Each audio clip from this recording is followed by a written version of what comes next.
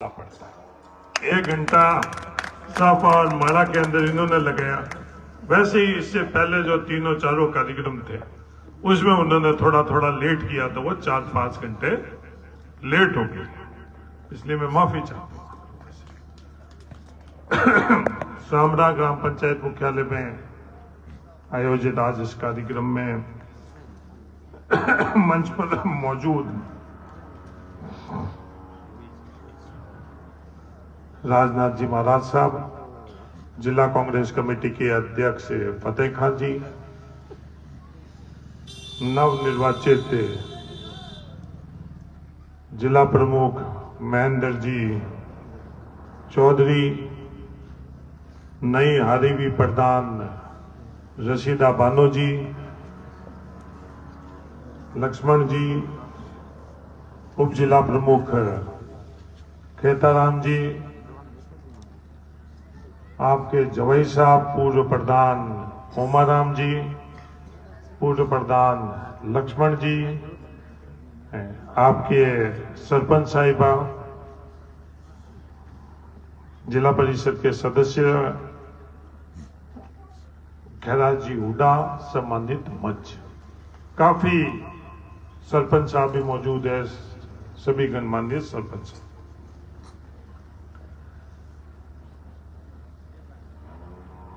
सामरा ग्राम पंचायत में पिछले 2 वर्षों के अंदर जितना यथासंभव मेरे से बन पाया, सरकार से बन पाया, वो कार्य हुए। सामरा ग्राम पंचायत में रिफाइनरी है, इस कारण एक भी काम अभी तक नहीं हुआ। सामरा ग्राम पंचायत में आप लोग हो, इस कारण आज से अभी तक के हर काम हुए।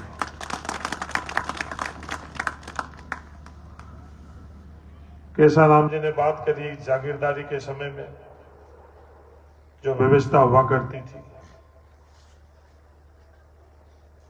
वो भी इतिहास भी बताया, और आज जो व्यवस्था है उसके अंदर भी जो सामरा के लोगों का जो हिस्सेदारी और भागीदारी है वो बरकरार रहनी चाहिए, उसके बारे में भी उन्होंने बात करी। एक तालाब के संदर्भ में भी बात करी। मैं विश्वास दिलाता हूं केसाराम जी, ये तालाब के संदर्भ में आपके भावनाओं के अनुरूप आने वाले समय में काम होगा। पोखरण फलचूर्ण परियोजना से सामरा के अंदर मीठे पानी की क्या व्यवस्था हुई वो आप लोगों को पता है, और जो बाकी बची हुई ढाणियां हैं उसके अंदर भी आने वाले समय के अंदर पीने के पानी की व्यवस्था की प्राथमिकता रहेगी, यही मैं आपको विश्वास देता हूं। उच्च प्राथमिक विद्यालय सामरा के अंदर और माध्यमिक विद्यालय के अंदर क्रमोदय करने का मेरे को किसी भी वक्त किसी ने भी नहीं बोला, नहीं तो चुनाव के वक्त में बोला, नहीं चुनाव के बाद में बोला। और आज के समय में आगे बढ़ने का इकलौता कोई माध्यम है, वो माध्यम में शिक्षा। आज चाहे केसाराम जी बैठे हैं और चाहे खेताराम जी बैठे हैं, आज ये लोग यहां तक पहुंचे तो शिक्षा के ताकत से यहां तक पहुंचे। और बाड़मेर जिले के अंदर सबसे ज्यादा शिक्षा के अंदर पीछे कोई समाज है तो वो भील समाज। आज बाकी समाज शिक्षा के अंदर प्राथमिकता रखते हुए आज काफी उन लोगों ने आगे बढ़े हैं तुलनात्मक तौर के ऊपर, पर भील समाज आज भी जितना शिक्षा के अंदर उनको प्राथमिकता रखनी चाहिए उतनी प्राथमिकता नहीं रखते। ये हालात बता रहे हैं, आंकड़े बता रहे हैं। और भील समाज के लोग इस मुख्यालय पर रहते हैं, काफी बड़ी संख्या के अंदर है, और ये गांव मुख्यालय है। सिर्फ इस आधार के ऊपर मैंने सबसे पहले कोई स्कूल क्रमोदय कराई, उसके अंदर ये स्कूल भी क्रमोदय कराई। और मेरा आप सब लोगों से निवेदन है, 36 कौम से और विशेषकर भील समाज से, कि आप लोग शिक्षा के तरफ जागृत रखो, शिक्षा को प्राथमिकता दो, वरना बाकी सब चीजें गौण है। बच्चे और बच्चियों को आज स्कूल बन गई, स्कूल कर्मोदय हो गई, और जब तक आप लोग इसको प्राथमिकता से बच्चों को पढ़ाओगे नहीं तो इस स्कूल का फायदा, कर्मोदय का फायदा अपन लोग कुछ भी नहीं ले पाएंगे। तो मेरा आप लोगों से नम्र निवेदन है, और ये पलाण में सरपंच साहिबा को देता हूं कि आप प्रत्येक घर में जाकर इन लोगों को जागृत करो। ये बलाण में प्रधान साहिबा को देता हूं कि प्रत्येक घर के अंदर जाकर। और ये कोई नई बात नहीं, बाड़मेर के अंदर जब किसान बोर्डिंग खुली थी, किसान बोर्डिंग बड़ी मुश्किल से कम संसाधनों से उस वक्त खुली थी, और किसान बोर्डिंग बनने के बाद में वहां बच्चे नहीं है। उस वक्त जो किसान बोर्डिंग चलाने वाले थे, संचालन करने वाले थे, वो ढाणी ढाणी घूमे और लोगों को समझाइश की। कई लोगों ने उनकी बात पर विश्वास किया तो वहां उन्होंने अपने बच्चों को भेजा, और ज्यादातर ढाणियों से यही जवाब मिला कि टाबरी वास्ते पैदा थोड़ी करिए कि बट जा वाला किसान बोर्डिंग ढाणी में भूखी टाबर मैं देखभाल ढंगू का, ये जवाब मिला। और जिन किसी ने उनके बच्चे पाकिस्तान बोर्डिंग में भेजे, आज दूसरी तीसरी पीढ़ी सुखी। तो मेरा आप सब लोगों से निवेदन है, और विशेषकर भील समाज से, कि आप लोग पढ़ाई के अंदर, आज हमको संविधान के अंदर है आरक्षण का अधिकार मिला हुआ है, पर आरक्षण का फायदा हम लोग नहीं उठा पा रहे हैं। उसका इकलौता कारण है कि हम लोग शिक्षा के अंदर पीछे हैं। शिक्षा के अंदर हम लोग आगे रहेंगे तो अपने आप ही इस आरक्षण का भी फायदा होगा, और बाकी सब जगह भी हम लोगों को इसका फायदा मिलेगा। तो आज इस अवसर पर मैं सामरा के अंदर ये आप लोगों से निवेदन करता हूँ।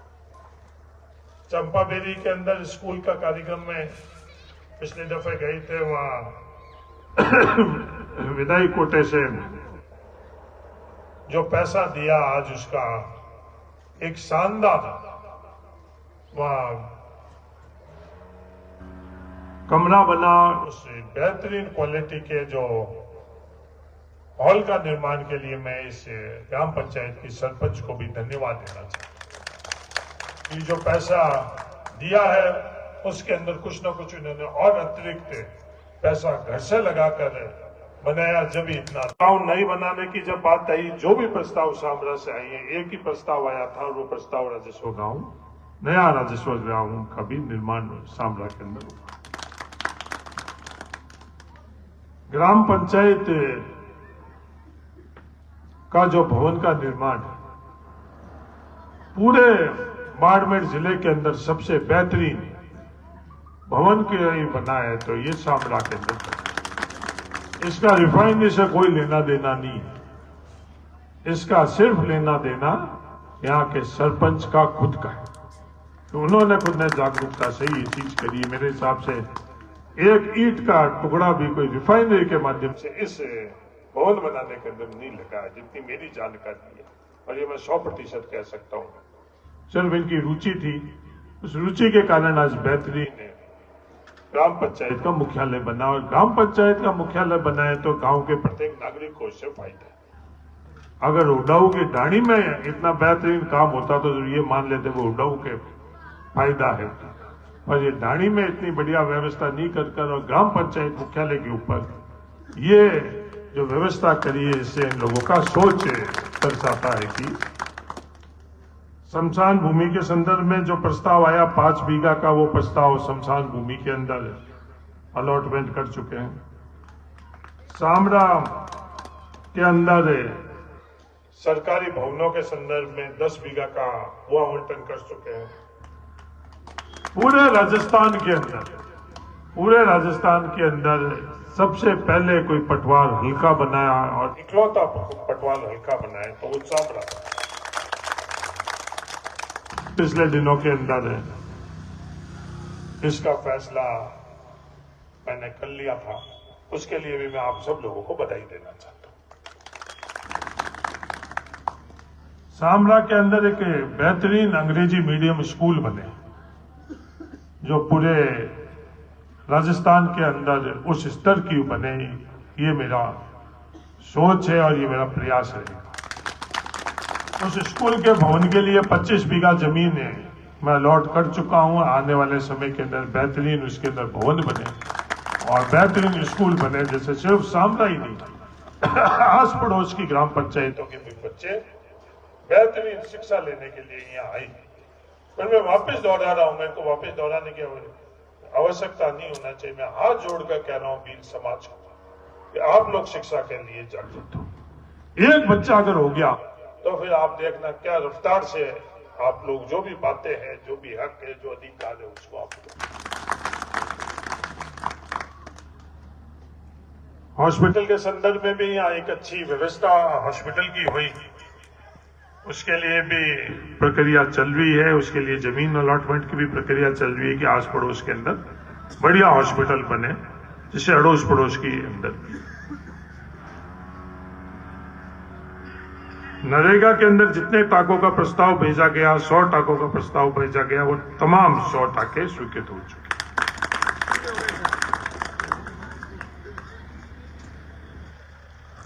उसके अलावा भी यहाँ कई और जो मुझे समझ में आ रही है वो बातें। एक तो केसाराम जी ने तालाब के संदर्भ में बताया,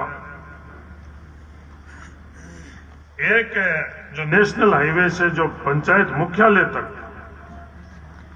उसके अंदर भी एक सड़क, अच्छी खासी बेहतरीन सड़क बने, ये यहाँ की आवश्यकता है। जो मुझे पता है आने वाले समय में ये काम भी बिल्कुल कराया जाए। एक यहां से बालोतरा के लिए सिर्फ अगर 1.5 किलोमीटर की सड़क हो जाए तो अपने को पचपदा जाने की आवश्यकता नहीं पड़ेगी, यहां से सीधा बालोतरा बन जाए। ये भी बात आपस की चर्चा के अंदर हुआ है। मेरी व्यक्तिगत तौर पर पचपदा के विधायक मदन प्रजापत जी से भी बात हुई है और आने वाले समय के अंदर इसके भी अनुरूप कुछ न कुछ और फैसला करवाएंगे, यही मैं आपको विश्वास दूंगा। चंपाबेरी के अंदर भी स्कूल क्रमोदय की बात है। स्कूल बड़ी सीमित हम लोगों को मिलती है पूरे 5 सालों के अंदर, और उसके बावजूद भी चंपाबेरी के अंदर भी स्कूल क्रमोदय को मैं प्राथमिकता से रखूंगा। ये मैं आपको ग्राम पंचायत सामना। मीठे पानी के संदर्भ में मैंने पहले ही बात करी कि प्राथमिकता से ये काम करेंगे। स्कूल में कमरों की, चाहे शामला में अभी स्कूल की कमरों की आवश्यकता हुई, चाहे चंपाबेरी में हुई, स्कूल के अंदर कमरों की व्यवस्था भी अतिरिक्त आवश्यकता है। ऐसी वहां के शिक्षक और छात्रों को लगता है वो स्कूल में अतिरिक्त कमरे की भी कहीं ना कहीं व्यवस्था करवाएंगे। मैं आपको भील जाति के लिए मैं एक विशेष मेरे प्रयास रहेंगे। पूरे बाइतू विधानसभा में भी अतिरिक्त कुछ न कुछ कार्य हुई, उसमें सामरा में भी भील जाति के लिए अतिरिक्त योजना बनाने के लिए मैंने सरकारी अधिकारियों को कहा है। उसका काम, योजना का काम क्या क्या आवश्यकता है वो बन चुकी है और उसके अनुरूप आने वाले समय के अंदर वो कार्य भी करेंगे, ये भी मैं विश्वास दिलाना चाहता हूं। चुनाव में आप लोगों की बहुत अच्छी मदद है, तो मैं सामरा ग्राम पंचायत को एक बार फिर एमएलए चुनाव के बाद इन पंचायत चुनाव के लिए भी आपको बहुत बहुत धन्यवाद देना चाहता हूं कि आपने जो एमएलए चुनाव के अंदर मदद रखी, वैसे इस पंचायत चुनाव में हमारे सामने वाले वो बहुत अटकल वाले लोग हैं। वो अटकल के अंदर से हर कोई काम कर लेते हैं। गणेश जी को दूध पिलाने के लिए शुरू होते तो गणेश जी को दूध हिंदुस्तान में पिला देते। 20-20 लाख रुपए सबको देने की बात करते तो 20-20 लाख रुपए बातों में दे देते। अब देश का किसान जो मांग ही नहीं रहा है, वो बात देश के किसानों को कह रहे हैं कि भाई ये आप लोगों के लिए सबसे अच्छी चीज है, ये जो कृषि बिल है वो आप लोगों के लिए सबसे अच्छा। कोई भी समझना चाहिए तो वो समझ सकता है कि इस कृषि बिल से किसान को कोई भी फायदा नहीं होगा, सिर्फ फायदा होगा तो पूंजीपतियों को होगा। तो भी ये कह रहे हैं कि नहीं, आप लोगों के लिए सबसे अच्छा है। संविधान बदलने के लिए भी बात करते हैं कि भाई संविधान बदलना चाहिए। कोई देश के अंदर मांग नहीं कर रहा है। उसके बावजूद भी नागपुर में बैठे हुए लोग कहते हैं कि संविधान का विश्लेषण करना चाहिए। दुनिया का सबसे बेहतरीन संविधान हम लोगों के पास। कह रहे हैं किसानों के कि फ्री मार्केट है, खुली बाजार। किसने मांग करी? किसी किसान ने मांग नहीं करी। क्या हालात कर दिए और उनके लिए क्या क्या भाषा का इस्तेमाल करते हैं, उसकी भी सीमा होती है। किसी का कुछ भला नहीं कर सको तो कम से कम शब्दों का इस्तेमाल तो ठीक करो। पूर्व मंत्री उन लोगों के लिए क्या क्या बातें कर रहे हैं। आज जो अनुबंध करने की बात करें कि कोई भी आकर अनुबंध कर ले किसान के खेत के ऊपर, किसान को क्या फायदा? इस तरह की व्यवस्था दुनिया में जहां कहीं भी उसमें किसान कमजोर पड़ा, चाहे अमेरिका में हुई चाहे बिहार में, उसके बावजूद भी ये लोग जोर जबरदस्ती कर। मजबूरन आज किसानों को सड़कों पर बैठना पड़ा। लगभग 2 महीने से देश के किसान सड़कों पर बैठे हैं। उनको ये लोग कभी तो आतंकवादी कहते हैं, कभी पाकिस्तानी कहते हैं, कभी कहते हैं पिज्जा क्यों खाते हैं। अरे आज राम जी राजी है तो किसान पिज्जा क्यों नहीं खाएंगे? आज मेरे परिवार के पास में 2 समय की रोटी का संघर्ष था। अपन लोगों के सबके सामने 2 समय की रोटी का संघर्ष था। आज राम जी राजी है तो वो 2 की जगह पर 3-3 टाइम की रोटी खाते हैं। तो इसमें किसका पेट दुखना चाहिए? किसी का पेट नहीं दुखना चाहिए। आज कपड़े अपने परिवार के समय तन ढकने के लिए, मेरे परिवार के पास कपड़ा नहीं था, शायद यहां बैठे हुए ज्यादातर लोगों के पास कपड़ा नहीं था। आज अपने तन ढकने का कपड़ा है अपन सब लोगों के पास। तो आज ये लोग कहें, इस पर व्यंग करें, क्या ये सही बात है? आज क्या हालात बना रखे हैं? आज ये हालात देश के लिए ठीक है? मेरा निवेदन आप लोग इसके बारे में जरूर सोचो। आज जो हक अधिकार अपन लोगों को मिलता था, वो हक अधिकार अपने को अतिरिक्त मिले, ये बातें करी और जो था उसके अंदर कटौती करी। पीने के पानी की योजना के अंदर 90% केंद्र सरकार की तरफ से अपने को मिलता था और आज उन्होंने वो फैसला बदलकर और 45% केंद्र सरकार की तरफ से बाकी अपने आप लोग करो। इस तरह के फैसले अपन लोगों को किए। सिर्फ और सिर्फ ये बड़े पूंजीपति मजबूत बने। आज किसान से बात करने के लिए तो इन लोगों के पास समय नहीं। बड़े पूंजीपति जो भी आए उनको लाल कालीन बिछाकर उनके लिए सब। क्या देश सिर्फ बड़े पूंजीपतियों से चल सकता है? मेरा निवेदन है कि इसके बारे में आप जरूर सोचना। अगर आप सोचोगे, सच्चाई तक पहुंचने की कोशिश करोगे तो आपको जवाब मिल जाएगा। और नहीं तो अगर आंखों में पट्टी बांध कर रखोगे तो। मैं गंगानगर गया हुआ था, वहां ये बोला कि दुष्यंत चौटाला आज भारतीय जनता पार्टी की खुद की सरकार के अंदर मुख्यमंत्री, उसकी 4 पीढ़ी में नहीं तो उसके परदादा चौधरी देवीलाल ने ये बिल की मांग करी, नहीं उसके दादा ओम प्रकाश चौटाला ने करी, नहीं अबे अजय चौटाला ने मांग करी, नहीं खुद ने करी। 4 पीढ़ी में कोई मांग नहीं करी, कोई बात नहीं करी और आज वो फैसला करा। अब वो बस सत्ता और सरकार से चिपकने के लिए वो कह रहा नहीं सही है। और सही है तो आप लोगों को पहले तो ये बात करी कि सिर्फ पंजाब के किसान ये लोग कर रहे हैं। अब हरियाणा में क्या हालात बने हुए? हरियाणा के तमाम किसान उसके खिलाफ है। आज स्थिति ये हो गई कि मुख्यमंत्री अपने खुद के गृह जिले के अंदर एक सभा करने के लिए पहुंचे तो किसानों ने उनसे बात करी। वो सभा भी उन्होंने करने दी, नहीं करने दी। ऐसे हालात क्यों बनाने? ये लगातार ऐसे हालात बन रहे हैं कि विवाद हो, उकसाई करें। मेरा आप सब लोगों से निवेदन है कि सच्चाई तक आप लोग पहुंचो। पाटौदी गांव पंचायत समिति के अंदर आप लोगों ने मदद रखी। आप लोगों की मदद से कांग्रेस का बहुमत बना। उसके बावजूद भी कांग्रेस का प्रधान नहीं बना। वो गलती मान लो, कमी मान लो, वो मेरी है व्यक्तिगत तौर पर। ये जो शर्तें हैं, सौदेबाजी है, मेरा मानना कि उसकी कीमत में राजनीति नहीं करनी चाहिए। और जो शर्तें और सौदेबाजी लेकर वो आई तो मैंने उनको हाथ जोड़कर कहा कि ये प्रधानी, इस कीमत में ये प्रधानी पाटौदी की हित में नहीं है।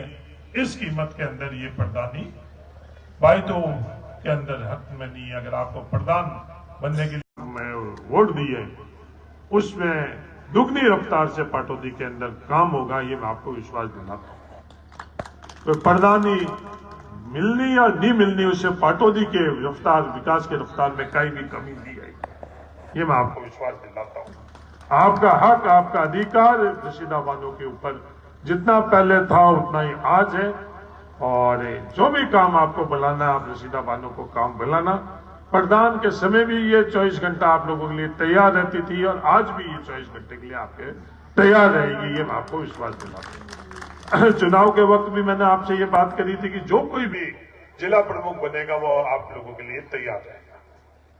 कांग्रेस पार्टी ने महेंद्र चौधरी जी को, ये फतेह मोहम्मद जी और इन सब लोगों ने इनको टिकट दिया, और आप लोगों की ताकत से महेंद्र जी जिला प्रमुख बने। कोई भी सामरा का व्यक्ति बाड़मेर जाएगा तो महेंद्र चौधरी जी आप लोगों के लिए हाजिर रहेंगे, ये मैं आपको वापस विश्वास दिलाता हूं। और एक टीम के तौर के ऊपर ये सब सामरा आगे कैसे बढ़े, सामरा का विकास ज्यादा से ज्यादा कैसे हो, इसके लिए काम करेगा, ये मैं आपको विश्वास दिलाता हूं।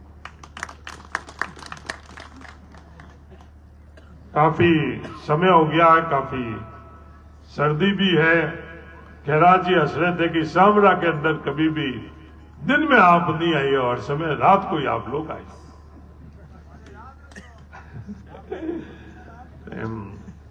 अगली बार सामरा ग्राम पंचायत के अंदर जब कभी भी मैं आऊंगा, मैं दिन में आऊंगा, ये मैं आपको विश्वास देता हूं। ये और बस राजनाथ जी महाराज साहब ने भी यहाँ एक पुराना मंदिर बना हुआ है, इनकी गौशाला के माध्यम से यहाँ गायों की सेवा करते हैं। वो सेवा आगे बढ़कर कैसे रही, और मंदिर इनके खुद के जो भी नामे कागजों के अंदर कैसे हुए, उसके लिए भी ईमानदारी से प्रयास करूंगा, ये महाराज साहब को और आप सभी भक्तों को मैं विश्वास दिया, जिससे हम लोग सब अपने अपने क्षेत्र के अंदर काम करें। इनका मंदिर के माध्यम से, गौशाला के माध्यम से ये सेवा कर रहे हैं। हम सब लोगों का फर्ज है कि इसके अंदर भी जितना यथासंभव हम लोगों से बन पाए उतना करना चाहिए। अंत में मैं सरपंच साहिबा को तहे दिल से धन्यवाद देना चाहता हूं कि सामरा के विकास के लिए लगातार ये प्रयास कर रही है। इनकी मदद करने वाले इनके परिवार को और सामरा के प्रत्येक नागरिक को भी मैं धन्यवाद देना चाहता हूं कि आप लोग लगातार इनकी मदद कर रहे हो, जिससे सामरा आगे बढ़े, और बढ़ते हुए सामरा के अंदर कोई भी पीछे नहीं रही, सभी शामिल रही। यही मेरी आप सब लोगों को शुभकामनाएं। अंत में एक बात मैं और आपको कहना चाहता हूं। 2 साल हो गए मैं इस रिफाइनरी की तरफ कभी भी मैंने देखा नहीं, पर रिफाइनरी के अंदर जो खेल हो रहा है, वो खेल मैंने इन चुनावों के अंदर थोड़ा बहुत देखा। हम लोग निष्पक्ष तौर के ऊपर रही, और यहां जो कोई भी खेल खेल रहा है, और हम लोगों की कीमत पर उनको मैं आज पहले दफे कहना चाहता हूं कि अब ये खेल आप लोगों का नहीं चलेगा। अब बाईतू के लोगों का इसमें हक, अधिकार, और जो अटकल लगाकर इधर से उधर आप लोग कर रहे हो, जिस अटकल से आप उस गलत रास्ते पर चल रहे हो, आप अपने आप ही सही रास्ते पर चलो, और सही रास्ते पर नहीं चलोगे तो बाईतू के लोगों की हिस्सेदारी और भागीदारी के अंदर आप सामने नहीं खड़े रह सकते हो। ये मैं आज आपको स्पष्ट तौर पर, अब जो भी यहाँ रोजगार होगा, जो भी दूसरी चीज होगी, आज तक हम लोग निष्पक्ष रही, उस निष्पक्षता का आप जो दुरुपयोग आप लोग कर रहे हो, वो मैंने खुद ने देखा है। वो दुरुपयोग आज के बाद आप लोगों का नहीं चलेगा, ये मैं आपको कहना चाहता हूं। और आज इसका उपयोग चाहे रोजगार के संदर्भ में, जो सामरा के लोग हैं, यहाँ के रोजगार के अंदर भी प्राथमिकता से जो जिस लायक है उनको रोजगार मिले, और जो बीच में आप लोग ठेकेदारी कर रहे हैं नामों की, वो ठेकेदारी अब से आप लोगों की नहीं चलेगी। मैंने पिछले दिनों के अंदर ही पहली दफे रिफाइनरी वाले की मीटिंग की। उस मीटिंग के अंदर यहाँ के जनप्रतिनिधियों को भी शामिल हुए। उससे पहले मैंने कभी भी रिफाइनरी वाले से कोई भी संवाद नहीं करी है, बात नहीं करी। आज हम लोगों के बीच में ऐदान राम जी नहीं रहे। ऐदान राम जी भी उस मीटिंग के अंदर शामिल थे। उसके बाद ये हालात चुनाव के बन गई और ये स्थिति हो गई। आने वाले समय के अंदर रिफाइनरी के संदर्भ में हम लोगों की हिस्सेदारी और भागीदारी अब दुनिया की कोई भी ताकत नहीं रोकेगी। जो भी हम लोगों का रास्ता इख्तियार करना, कोई बात से समझ जाता है तो उसको बात से समझ लेना चाहिए, बात से नहीं समझे तो दूसरे माध्यम से भी समझाना हम लोगों को आता है। ये मैं आज बड़ी स्पष्ट तौर पे कर दे रही हूं, क्योंकि हम लोगों का ये जो निष्पक्षता का लोगों को ये आकलन की भाई की ये लोग कमजोर हैं, हम लोग कमजोर नहीं। हम लोग सिर्फ चुप इसलिए थे कि भी जो भी चीज चल रही है निष्पक्ष तौर के ऊपर अपने अपने हिसाब से सब लोग कर, और अपने अपने हिसाब से नहीं कर उन लोगों ने जो दूसरा रास्ता इख्तियार किया, इसलिए आज मजबूरन हम लोगों को जो हम लोग जिस रास्ते पर चल रहे थे उस रास्ते से 2 कदम पीछे होकर और दूसरे रास्ते पर चलाने के लिए अगर कोई जिम्मेवार है तो वो जो गलत रास्ते पर चलकर वहां चीज कर रहे थे वो है। आज के बाद में बड़ी स्पष्ट तौर पर उनको कह रहा हूं कि ठेकेदारी आप बंद कर लेना। जो भी हक अधिकार यहाँ के लोगों का है वो हक और अधिकार यहाँ के लोगों का नहीं। इससे पहले आप लोगों में कोई किसी का भाई बना, आप लोगों में से कोई किसी का कुछ भी बना, वो आज के बाद आप लोग नहीं बनना। भाई तू के प्रत्येक जो व्यक्ति है वो ये मेरा भाई है, और भाई तू के प्रत्येक व्यक्ति जितना मेरा हक और अधिकार है इस रिफाइनरी के ऊपर उतना ही उसमें हर व्यक्ति का, ये मैं आज आप लोगों के बीच में पहली दफे मैं कही ये बात कह रहा हूं, और कह रहा हूं तो ये मैं हर कीमत पर चाहे मुझे कितना भी व्यक्तिगत नुकसान क्यों नहीं हो ये चीज में लागू करवा। मैंने किसी चीज के अंदर किसी में दखलंदाजी नहीं करी, राजनीतिक तौर के ऊपर मैंने कोई विरोध किया, व्यक्तिगत तौर पर मेरे इसके लिए कितनी भी टिप्पणियां करी, व्यक्तिगत तौर पर किसी को भाड़े पर रखकर मेरे खिलाफ कितनी भी भद्र से भद्र भाषा का इस्तेमाल कराया, राजनीतिक तौर पर जितनी भी व्यंग करने थे व्यंग किए, पर मैंने कभी भी इस चीज को व्यक्तिगत तौर पर नहीं तो लिया। पर जो हालात आप लोगों ने बनाई मैं इसलिए अब व्यक्तिगत तौर पर मैं मेरे लिए नहीं लोगों के लिए मैं मजबूती से आप सब लोगों का आज तक मैंने किसी भी चाहे कोई राजनीतिक विचारधारा का व्यक्ति क्यों नहीं है, कोई भी इस तरह से नहीं रहा कि भाई ये राजनीतिक विचारधारा का व्यक्ति है, चाहे कोई भी जाति का आदमी क्यों नहीं है, 36 कौम को बराबर का हक अधिकार मिले, कभी भी किसी की जाति राजनीतिक विचारधारा किसी तरह से कोई भी यहां दखलंदाजी नहीं की, और नहीं आज तक मैंने ये तो मैं बात कर रहा हूं दूसरों को भी नहीं मिल रहा है, नहीं मिल रहा है। मैं कह रहा हूं ना, मैं जानता हूं इसलिए आपको बोल रहा हूं। मैं कह रहा हूं दूसरे वालों को भी नहीं मिलता, सामने वालों को भी नहीं मिलता और दूसरे वालों को भी नहीं मिलता, यही बात कह रहा हूं। और मैंने कभी भी रिफाइनरी के किसी अधिकारी से व्यक्तिगत तौर पर आज तक बात नहीं करी। एक दफे उस मीटिंग के अंदर करी, उस दिन मैंने उनको 2 टूक बात करी, और अब मैं उन लोगों से बात कर या तो यहाँ का हक अधिकार मिले, नहीं तो ये विकास हम लोगों को नहीं चाहिए, ये मेरा स्पष्ट। आप लोग इतने बड़ी तादाद में इतनी देरी से आप लोग आई हो, उसके लिए आप सब लोगों को तहे दिल से धन्यवाद। और जो किसान हक की लड़ाई दिल्ली में लड़ रहे हैं, वैसे संगठित होकर अपने को भी अपनी लड़ाई लड़नी पड़ेगी। पहली बात तो लड़ने की आवश्यकता ही नहीं पड़ेगी कि आपने अपना जो काम था एक जनप्रतिनिधि के तौर पर कर लिया। अब हम अपने आप ही, चाहे यहाँ के सरपंच हो, चाहे यहाँ के दूसरे जनप्रतिनिधि हो, हम लोग लड़ेंगे, और आवश्यकता पड़ेगी तो आप लोगों को भी याद करेंगे। उस समय अपने आप ही आप लोग हम लोगों के साथ देना। और आप सब लोग इतनी तादाद में आई हो इस सर्द रात को, इसके लिए आप सब लोगों को तहे दिल से धन्यवाद। जय हिंद।